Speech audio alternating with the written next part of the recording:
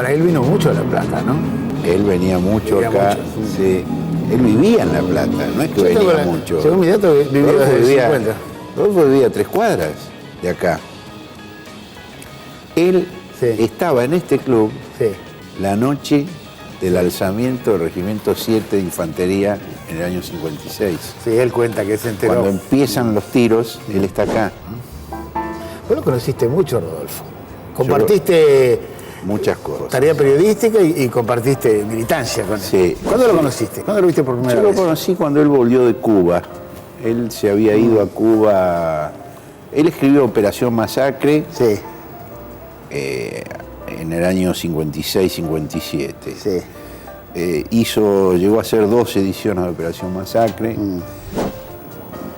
Demostró que los fusilamientos habían sido ilegales antes de que se declarara la ley marcial.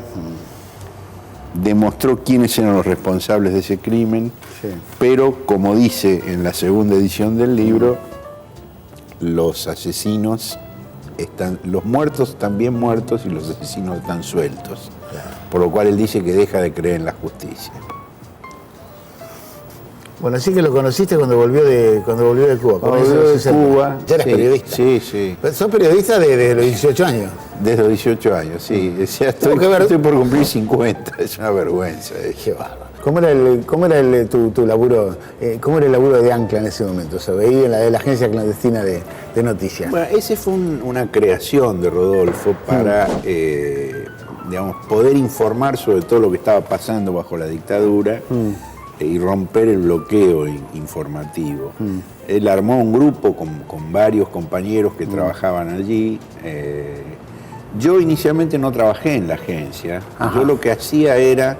Rodolfo manejaba muy compartimentadamente las cosas. Como debía ser en esas condiciones, ¿no? Lo que yo hacía era definir un original y hacer copias en un hectógrafo que tenía dentro de un ropero en mi casa. ¿Qué es un distribuir copias. Es un mimeógrafo, pero de alcohol, más sencillo. Habrás tenido distintas zonas de preocupación, siempre periodística, pero, por ejemplo, Ezeiza. Sí. Ezeiza es muy pesada esa historia, ¿no? Es una historia tremenda, es una bisagra de la historia argentina, una bisagra de la historia del peronismo. Yo ese día dejé de ser peronista. Vos tenés la zona de la dictadura, esta. Sí. Esto que Ezeiza que sería lo que te remitís al momento de la historia puntual anterior. Después tenés los libros sobre la dictadura, por ejemplo, El vuelo. El silencio. Claro, pero El vuelo probablemente es el libro que ha tenido mayor difusión internacional y que ha tenido más.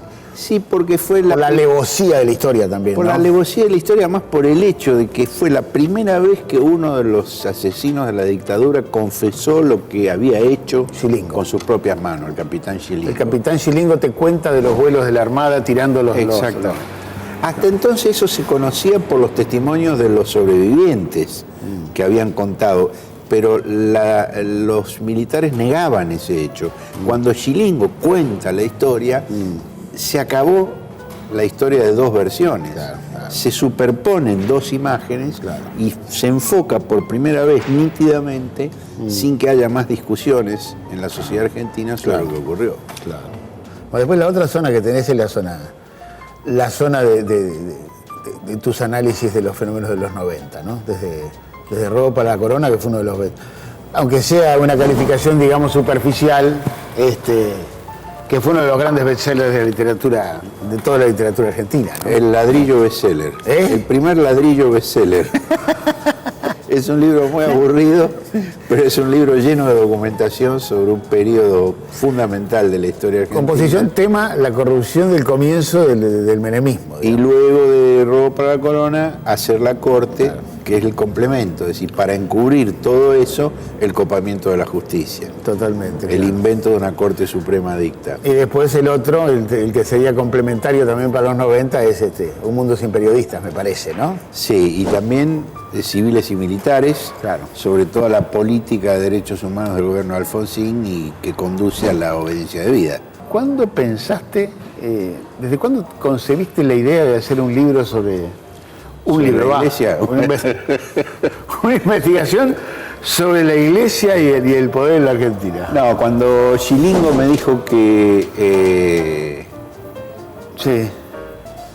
la jerarquía eclesiástica había aprobado el método de tirar las personas al mar y que cuando ellos volvían de hacer esa tarea siniestra Sí. y se sentían mal, los capellanes militares los confortaban con parábolas bíblicas sobre la separación de la cizaña del trigo. Ahí decidí que tenía que investigar eso.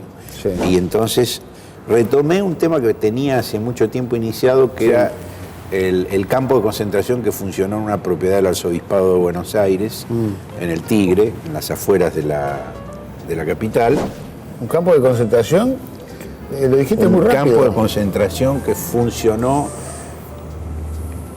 en Sí. el lugar de descanso del Arzobispado de Buenos Aires, en el Tigre, un lugar que se llamaba El Silencio. El silencio. Bueno, vos tenés un Cuando libro vino sobre la Comisión de Derechos Humanos de la OEA, para que no encontraran Sí. lo que se había denunciado de allí, levantaron el campo de concentración y llevaron 60 presos a esa propiedad del Arzobispado. Sí. Y ese fue el libro El Silencio que escribí. Sí, Ahora, para escribir El Silencio, Sí. para poder entender cómo era posible sí.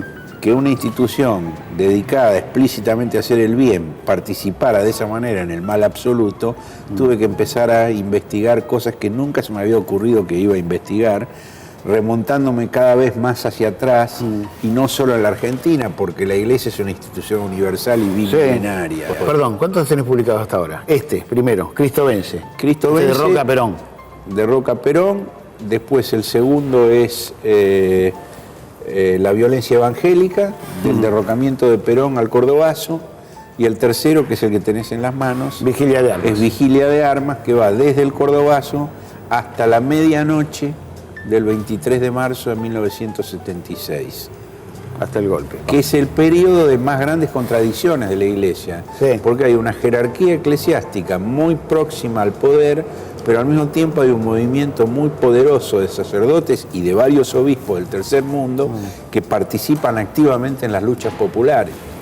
Bueno, y seguís laburando en esto, Horacio, ahora. Sí, el total cubre un siglo, desde que el presidente Roca expulsó al delegado apostólico Matera en 1884 hasta que Alfonsín asume la presidencia en 1983. Es un siglo. Me falta nada más que el periodo que va de la noche del golpe 95. a el día que asume Alfonsín. Es lo único que me falta. Ah, eso es lo que, y eso es lo que estás escribiendo ahora. Eso lo estoy escribiendo ahora. ¿Y eso cómo se llama? ¿Cómo se va a llamar? ¿Te digo cómo se llama? Sí. La mano izquierda de Dios. La mano izquierda, qué buen título, está buenísimo, ¿no?